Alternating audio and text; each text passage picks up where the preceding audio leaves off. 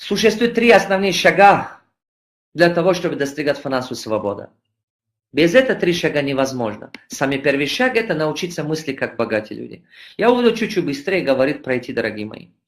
Самый первый шаг – это мысли как богатые люди. Много людей мыслят как бедные. Они сами не понимают, почему, но они мыслят как бедные. Потому что бедность пришла к нам от наших предков. Очень много людей мыслят как бедно. Очень много людей. Я сейчас мне было 8 лет, когда мама отдала меня наставнику. Я постоянно был удивлен. Люди приходили, задавали разные вопросы. А он рекомендовал, что делать, как решать эту проблему и так далее. Я всегда с того момента стал любопытным изучать мышление людей.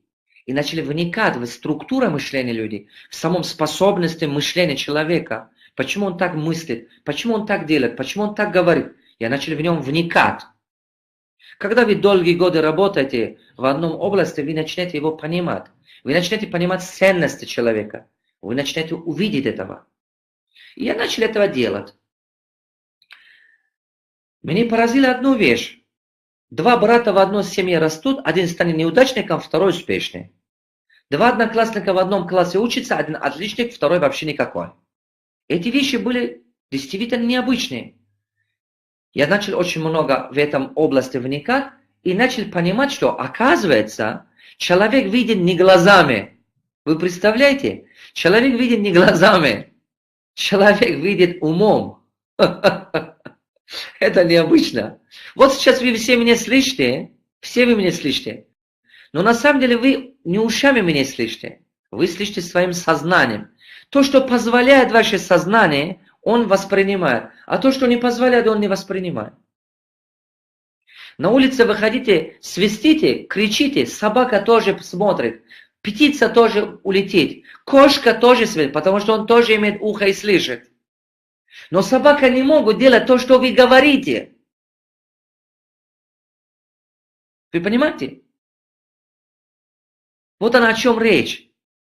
Человек не ушами слышит, он слышит умом, сознанием.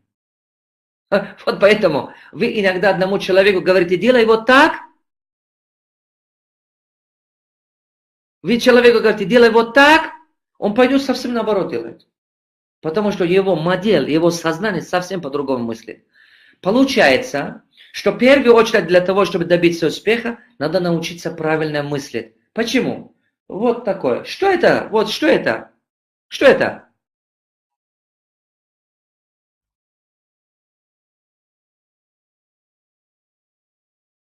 Вот. А еще глубже, если посмотрите. Еще глубже посмотрите.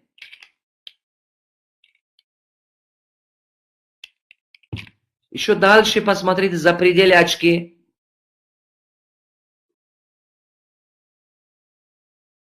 Идея. Уже мы начали чего-то видеть. Призма? Мысль. Чья-то идея. Чья-то мысль. Можем назвать, что это была когда-то идея. Но это деньги. Согласны? Это деньги. Это продукт. Да?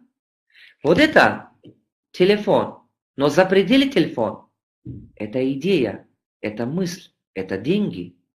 Это означает, что одежда, которую мы носим, лекарства, которыми пьем, дома, которыми живем, техники, которые используем, когда-то были чьи-то мысли. Их не было. Они когда-то были чьи-то мысли. Все начинается от мысли. Нужно научиться мыслить, как великие люди. Внимание обратите. Пожалуйста, пишите, если у вас есть тетрадь. Великие достижения, они зависят от великие мысли. Или великие мысли приведут к великим достижениям.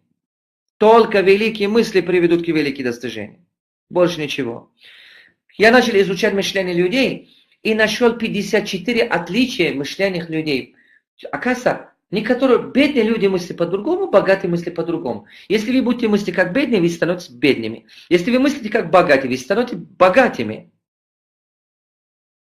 Уловили? Если вы научитесь мыслить как богатые, вы становитесь очень богатыми. Например, бедные мысли категориями нехватки. Я пару слов скажу, пройду.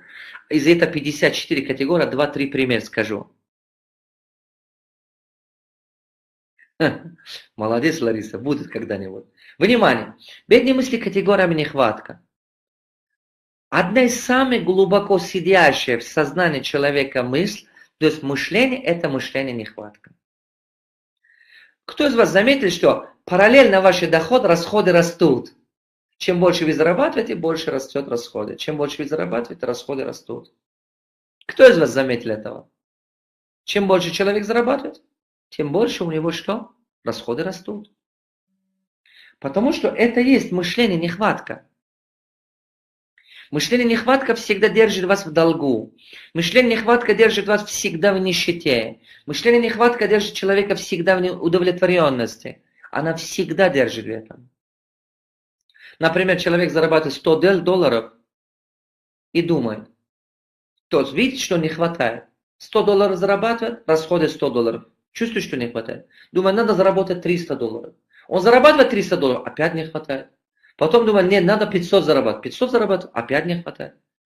Почему-то и расходы станет 500. Потом он зарабатывает 1000, и расходы станет 1000. А потом, когда он больше 1000 зарабатывает, вообще откуда-то не возьмись, долги, кредиты пойдут.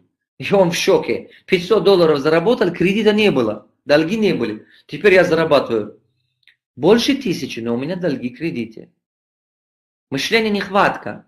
Она работает по принципу автоматизма. Она у вас сидит в подсознании глубоко. По принципу автоматизма. И это заставляет вас принимать какие-то решения, которые приведут к нехватке.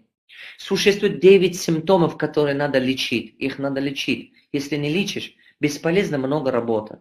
Я хочу сказать, ребята, что это хуже, чем раковые клетки даже. Потому что это массовый народ болеет этим. Массовый народ. Это страшно, действительно.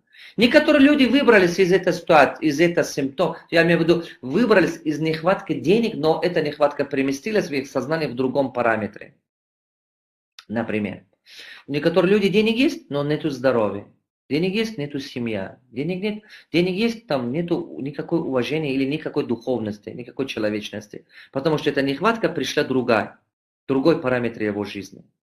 Иногда, еще другой пример привяжу. Например, у некоторых людей, некоторые люди временами выбираются отсюда, в районе 3-5 лет, 7 лет. Это бизнесмены обычно. 3-5 лет, 7 лет, у них подъемы. Потом бамс, они все теряют, и они куча глубоких долгах. Потом снова подъемы, обратно там. Подъемы, обратно там. У меня очень много примеров. Одна женщина подошла ко мне, это было в Чимкенте, она говорит, Давлатов, скажите, пожалуйста, вот я 22 года в бизнесе. Если посмотреть сейчас, до сих пор у меня даже квартиры нету. Но я 22 года в бизнесе. Первый мой бизнес был одежда или чего-то привезла, продавала с какой-то стран, сказала, который даже я даже не помню, какие-то государства, это 93-й года. Потом она сказала, что я начала таскать с Индии что-то, по-моему. Потом она сказала, что я начала открывать магазины. То есть я поднималась на этот магазин одежды, а потом потеряла все. Потом я начала заниматься золото. У меня были магазины Астаны, Алматы, 7 магазинов золота был. Магазин золота, чтобы держать 7 магазинов, у вас оборот должно быть больше $1 миллион. Это не так просто 7 магазинов золота держать. И она говорит, я поднималась очень хорошо. Что произошло, не могу понять. Где-то в течение 8 лет поднималась, потом то воры, какой один магазин воровали, потом что это, я кредитах больших брал и попал в долгах и так далее. В общем, все потеряла. Потом начала строительством заниматься, тоже поднималась, и в 2008 году, когда кризис начался, куча банкротства попала. Она говорит, теперь я занимаюсь автобусами, вожу людей с границы Узбекистана, там Алмата, туда-сюда и так далее. Но у меня 3 автобуса, все то, что зарабатываю, иногда теряюсь. Что-то происходит, то сломается, что-то. 22 года в бизнесе, но как такого ничего нет. Она послушала меня, я ей сказал, вам надо подсознание лечить. У вас мышление, нехватка глубоко сидящая. Если вы его не лечите, она определенный уровень, когда вы дойдете, автоматически подключается и вас загонит в угол. Это как кондиционер. Кондиционер контролирует, то есть терморегулирует температуру в комнате. Ваше сознание точно так же контролирует ваш уровень изобилия и нехватки. Этого надо учиться, дорогие мои. Если не учишься, бесполезно много работать. Хоть круглые сутки работать, ничего не изменится. Богатые мысли категориями изобилия. Что такое богатые мысли категориями изобилия? Внимание обратите. На минуту, чтобы понимать это. Что это такое богатые мысли категориями изобилия? Что есть в вашей жизни изобилие? Есть ли что-то в вашей жизни изобилие? Например, что можем называть, что он есть в изобилии? Например, то, что мы нуждаемся, но мы не можем без него. Если что-то в нашей жизни, то, что самое необходимое, но ты не можешь без него жить, значит, она у тебя, и одновременно ты о нем не думаешь, значит, она у тебя в изобилии. Например, здоровье. Если ты здоровый человек, ты не думаешь о здоровье. Например, если у вас зуб не болит, вы о нем не думаете. А вот когда начнет болеть, о нем вы начнете думать. Воздух, да. Вода, которая у вас дома, вы же о нем не думаете. Вы его просто используете. Внимание обратите, дорогие мои.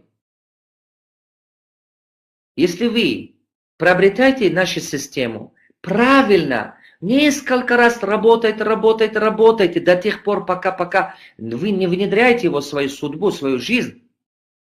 Если вы это сделаете, терпеливо, как чемпион тренирует, я вам даю слово.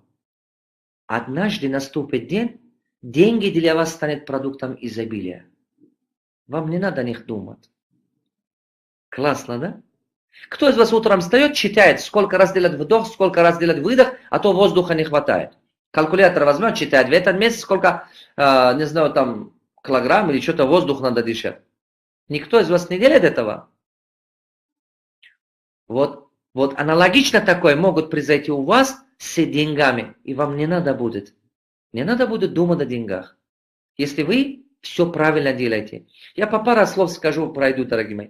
А все остальное, как лечить это 9 симптомов нехватка, как формировать изобилие, чтобы деньги стали продуктом изобилия в вашей жизни. Вот это я обучаю в 5-недельном курсе. Еще одну категорию скажу. Бедные мысли категориями, я все это знаю. Знаете, у бедных людей такая беда. Они все знают. Они даже знают комары, сколько рождают. Они даже знают, сколько звезд на небе. У бедных людей такой подход. Ко всему подход такой, что я все знаю. Их беда именно в этом заключается. А богатые говорят, если это в чем-то помогает, это того и стоит. Вот отличие богатых от бедных. Потому что богатые прекрасно понимают, что если это в чем-то помогает, она того и стоит. Сами подумайте на минуточку, такой необычная вещь. Подумайте на минуточку. У всех богатых людей есть наставники. У всех богатых людей есть консультанты. У бедных людей нету. Почему нету у бедных людей консультанты? Потому что они считают, что все сами знают. Им не нужны наставники, им не нужны советники. У вас есть два пути. Наставника найти учиться. Либо пойти через жизненный опыт учиться. А через жизненный опыт вы утонете в ошибках, проблемах. И вы сами больше всего, что узнаете, вы узнаете одно. Что не надо было делать. Это похоже, как сейчас только что. 26 лет спустя мы поняли, что это то, что мы добились результат. Были бы у нас эти знания, мы сделали бы за 2 года или за 1 год. Мы экономили бы 20 лет жизни, 25 лет жизни. Вот она. Когда человек выбирает путь, собственным путем пойти, он всегда совершает больше ошибки, больше неудачи. Следующая категория, я по паре категорий скажу, пройду. Бедные мысли категориями манна небесная. Одна из самых больших категорий, которая на современный мир распространена конкретно, это манна небесная. Что такое манна небесная? Давайте сначала объясню, что такое манна небесная. В Библии и Коране образ мысли манна небесная, она была таким образом. То есть, когда Моисей водил свой народ от фараона на поиск земли обетования 40 лет по пустыню, тогда народ попросил Моисея, что молись твоему Богу, чтобы он нам давал еду. Моисей помолился, и каждое утро, когда народ вставал, и там была манна с небеса. Манна, она выглядела в виде снегу, беленький, вот такой пушистый, но она была вкус как мед и полно витаминов и так далее. И люди могли кушать эту манну, чтобы жить. Внимание обратите, у этой манны было два черта. Одна была такой, манна падала столько с неба, чтобы эти люди не умерли от голода.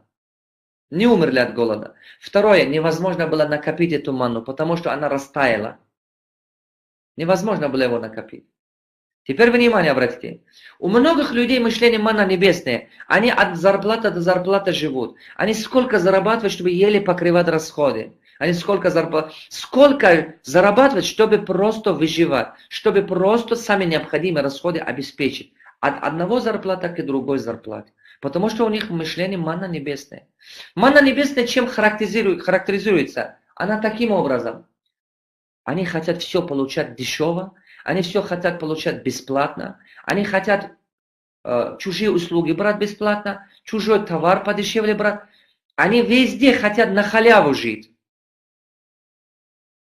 Уловили? Везде хотят на халяву чего-то добиться. Это самая большая беда. Но они не понимают. Они не понимают, что они нарушают все законы Вселенной. Они не понимают, что когда они берут чужой услугу или чужой продукт меньше, чем она стоит, и стараются не платить, они желают смерть тому таланту. Например, простую вещь возьмите. Представьте, что у вас во дворе парикмахер. Во дворе парикмахер, ваш друг открыл парикмахерское. Или вы открывали парикмахерское. И туда подходит ваш сосед, чуть меньше платит. И туда подходят ваши друзья, вообще не платят. Туда подходят ваши родственники и говорят, ладно, потом отдам. Со временем вам станет невыгодно держать это парикмахерское. Вам придется его закрыть. Это означает, что люди, которые мыслят категория манна небесная, их начинают окружать одни бездарные, неталантливые люди. Все талантливые люди уйдут от них. Вокруг них появляются одни скользкие, хитрые люди, которые врет, люди, которые не носят обязательства, то есть не берут обязательства, неответственные люди. Вот такие люди начинают окружаться. Поэтому мышление манна небесное опасно. Мой совет к вам, ничего не берите бесплатно в мире. Богатые мысли категориями, все стоит деньги. Мой совет к вам, платите с удовольствием миру. Хотите быть богатыми? Кто хочет быть богатым? По-настоящему быть богатым? Вопрос. Хотите быть по-настоящему богатым? Не нарушайте духовные законы. Не нарушайте законы Вселенной. Закон, секрет богатства, проявляй щедрость. Проявляй щедрость. Заплати больше, чем тебе оказывают услугу. Хоть что-то-нибудь больше дать. Официанту не ругай, давай чаевые. Охраннику на улице, стоянщику, дай чуть больше. Всегда дайте больше. Когда вы отдаете больше, вы начинаете действовать по законам изобилия вокруг себя. Вы сеете семена богатства. И Вселенная это начинает приумножать. Это похоже, что садовник, если сажает одну косточку, ореховая косточка, орех растет, и она превращается в дерево. Каждый доллар, который вы даете, она приумножается и вернется к вам. Это закон, дорогие мои. Не берите ничего бесплатно. Если подарки дарят вам, это другое. Но не берите бесплатно. Если вы хоть что-то-нибудь в мире полезное вы бесплатно брали, вы уже в долгу перед Вселенной. Точно так же идите, делайте. Например, я сейчас подарю бесплатно эти информации, эти знания. Но вы уже обязаны пойти в своем сфере, в своем области, точно так же сажать изобилие. Отдавая такие открытые вебинары, бесплатные вебинары, я вокруг себя сажаю изобилие. Потому что хотя бы если один мысль вы берете, кто-то из вас, одну мысль, если вы берете, принесете в свою жизнь, это вам поможет. И вы будете благодарны. Вот это ваша благодарность, она есть мое накопление. Ваше благословение, это есть мое накопление. Иногда люди мне говорят, какова твоя самое большое богатство? Я говорю, благодарность народа. Благодарность народа. Несравнимое богатство. Деньгами не купишь его. Это самое ценное. Самое лучшее добро в этом мире, это стать причиной успеха, причиной счастья, причиной блага других людей. Потому что это самое большое добро в мире. стать причиной изменения жизни человека к лучшему. Это классно, дорогие мои. Лучше потерять деньги, лучше платить деньги. Лучше потерять деньги, чем потерять здоровье. Лучше потерять деньги, чем потерять годы жизни. Лучше платить деньги, чем платить судьба своих детей. Потому что человек чего-либо все равно оплачивает. Человек чего-либо все равно платит. Он верит этому, не верит этому, не имеет значения. Он все равно платит. Что-то все равно платит. Да. Либо ты платишь годы жизни, чтобы добиться цели. Либо ты платишь деньгами, учишься этому у другого и добиваешь этой цели намного меньше в годы потрачено. Либо ты потеряешь здоровье, чтобы этого добиться. Это правда. Либо потеряешь нервы. Самая дешевая оплата, это платить деньгами. Потому что деньги восстановишь. Здоровье трудно восстановить. Отношения трудно восстановить. Правда? Не теряйте отношения. Ради денег не спорьте никогда. Ради денег не унижайте людей, если кто-то вам в долгу. Ради денег не рискуйте свою надежность. Никогда не врите ради денег. Не обманывайте ради денег. Не предайте свои моральные ценности ради денег. Не спрячивайте в глубине свою сердцу ради денег чего-либо. Потому что деньги того не стоят. Для этого надо иметь сильное сознание, чтобы понимать. Поэтому я сказал вам чуть-чуть, по несколько слов. Глубина, как это все изучать, как глубоко все это изучать, вы об этом будете изучать еще в пятинедельном курсе, дорогие мои. Я сейчас, это вводная встреча, по чуть-чуть рассказываю вам и немножко даю вам ценность, чтобы эта встреча была полезная. Да, Светлана, правда. Рука дающего никогда не скажет. Так сказал Иисус, это правда. Второй шаг, дорогие мои. Я по чуть-чуть рассказывал вам 3 категории мышления, бедных и богатых. Вам понравились они? Они истинно. Вы чувствуете, что в них есть какая-то огромная сила? Вы чувствуете это? Вы чувствуете, что именно мировоззрение человека формирует его? Именно понимание этих вещей. А вы знаете, когда 54 категории вы приобретаете для себя, вы не представляете, кем вы станете. Самый главный факт, каким человеком вы станете. Вот это самое главное. Самое главное, каким человеком вы станете. Разве можно у кого-то одолжить мозги? Дорогие мои, ум невозможно купить, невозможно одолжить, невозможно украсть. Невозможно попросить на неделю в виде аренды. Это невозможно. Единственный способ, как умным стать, как добиться счастья, как добиться успеха, это самому работая над собой, годами вкладывая усилия, накопить ум. Накопить. Самое большое богатство – это ум. Самое большое, внимание обратите, самая большая сила – это вера. У вас должна быть святая вера. Ваша вера должна быть очень сильная. Как вы можете себе сказать, что я верующий, если вы не верите в свое будущее? Как вы можете себе сказать, что я верю в Всевышнего, если вы не верите, что вы можете справиться с этой задачей? Как вы можете сказать, что я верующий, если вы не можете победить бедность?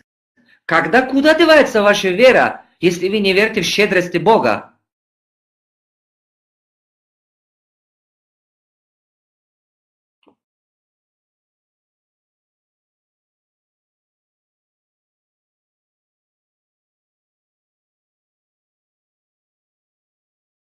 Когда вижу людей, которые себя считают верующим, он бедный, я вижу, что он в своем глубоком сознании на миллион раз он внушает больше сомнений, чем вера. Поэтому он так живет. Что хочет Господь? Он хочет, чтобы мы верили, потому что Он щедр. Я верю, что все, что сказано в священных книгах, это правда. Я верю, что Всевышний Он милостив. Я верю, что Всевышний Он богат, Он щедр, Он дает возможность. Раз давал мне жизнь, и давал ум, и давал столько изобилия, и ум давал, чтобы ты сам умом работай, принеси пользу миру и процветай.